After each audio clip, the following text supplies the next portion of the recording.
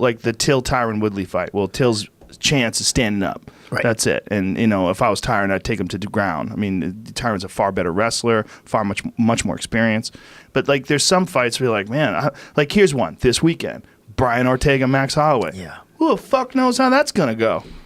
Like, I've bounced that one around my head, and people have come up to me on the street like, hey man, who's gonna win this fight this weekend? Like, especially Hawaiians. Yeah. Hawaiians are super excited for Max Holloway to win again. I mean, he's the new BJ Penn, right? Man, It may be a different level. Max Holloway's a motherfucker. That's one of those fights. Yeah, it's very hard to pick. Was that even? Like, it's pretty even. It's gotta be. I mean, let's see what the Vegas odds are. By the way, I love the fact that you can actually gamble on fights now online. Like, it's legal, basically, legal. right? Yeah. You can kind of do it, right? If you were a fighter, would you bet on bookie? yourself? Depending on the state you're in. Too much pressure. I wouldn't want to think about it. Unless I knew. Unless the guy was a fucking asshole. And he like, I'm going to go smash this dude. Like, there's just It's very close. They're both minus 105, minus 125, which would be Holloway as the favorite, slight favorite. That makes sense. Yeah. That makes sense. That should be how it is. Slight favorite because he's the champion. Yeah. And you know what's interesting? What Holloway said? And he goes, it's kind of weird when the new thing is older than the current thing. Because it's like, I'm younger, man. I'm the fucking champ. I beat Aldo. I beat all these dudes. I'm younger, and yet this guy is the new thing coming up to challenge me. It's like, motherfucker, I'm the younger fighter. It's kind of funny. Yeah, but I mean, we haven't seen something like Ortega a little bit in the featherweight division. Guy submitting, pulling these submissions off to, like, the one with Cub. Yeah. Yeah. I think that was beautiful. Like, he readjusted on that guillotine too. That's probably the hardest submission to readjust. Mm-hmm. One hand hanging on, readjusting, and then still sinking it in against Cub Swanson. It's not like Brandon Bishop or whoever. It's Cub Swanson. Yeah, you know what I mean? yeah. That's crazy, man.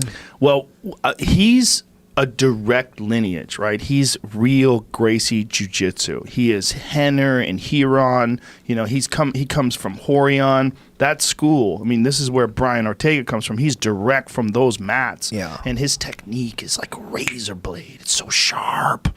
It's so sharp and precise and so honed, and just through drills and a constant emphasis on proper leverage and position. I mean, they're sticklers to that old style of jiu-jitsu. And some people, there's an unfortunate word that people like to use that sometimes pisses people off. Like Vinny Magalhaes used this to describe Minotauro, and he didn't mean it in a negative way, but he meant the basics. He's like, his jiu-jitsu is very basic. And people go, fuck you, my jiu-jitsu is basic. Yeah. But the basic is like the best. The fundamentals. But there's guys that have those basics, like Hodger Gracie. His jiu-jitsu he's mostly the basics. He's not doing any crazy De La Hiva shit or anything that you've never seen before. Like, what was that? Bolos. Yeah, he's not doing anything where you never saw it before. Yeah. It's strict, guard pass, smashing on top, triangle, mount, arm triangle, arm bar. Everything he does is classic jiu-jitsu. But it's just so perfect. Everything, the leverage and the weight and the emphasis on certain positions over others.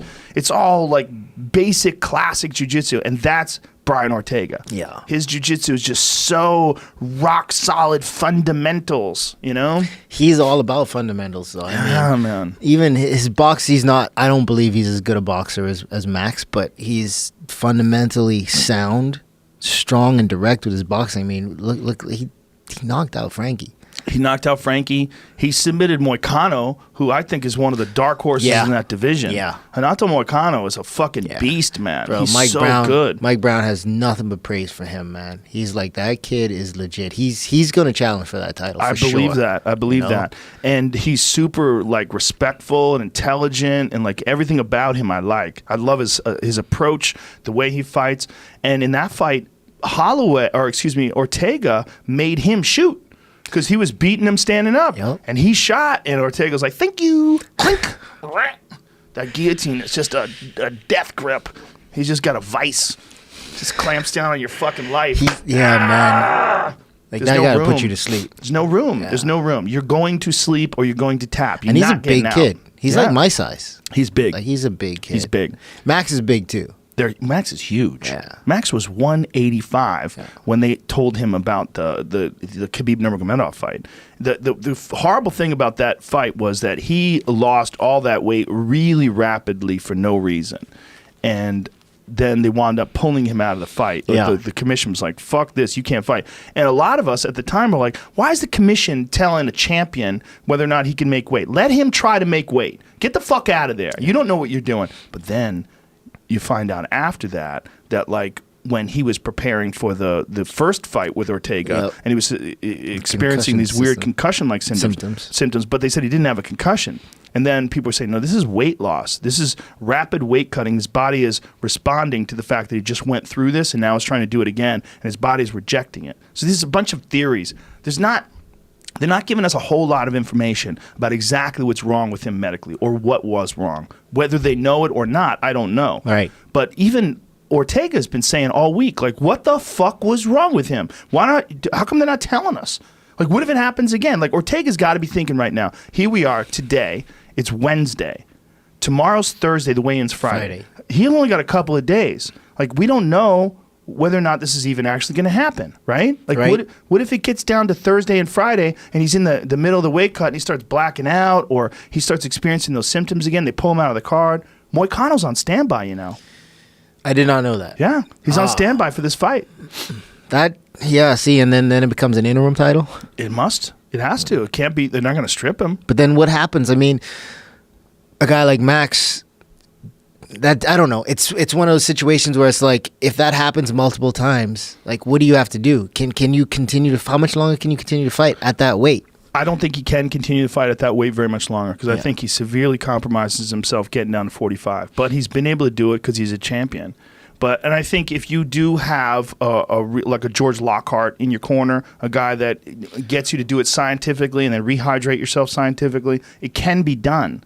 And you can pull it off, and 24 hours later, you can fight at a very high level. Yeah. But is that the way to go? I mean, your kidneys start breaking down, your body starts getting beat up. I mean, your organs don't want to get dried out like that. Yeah. Your brain doesn't want to get dried out like that. Your muscles don't want to get dried out like that. There's just no way you perform at your best when you're just at death's door 24 hours ago, and now here you're fighting again.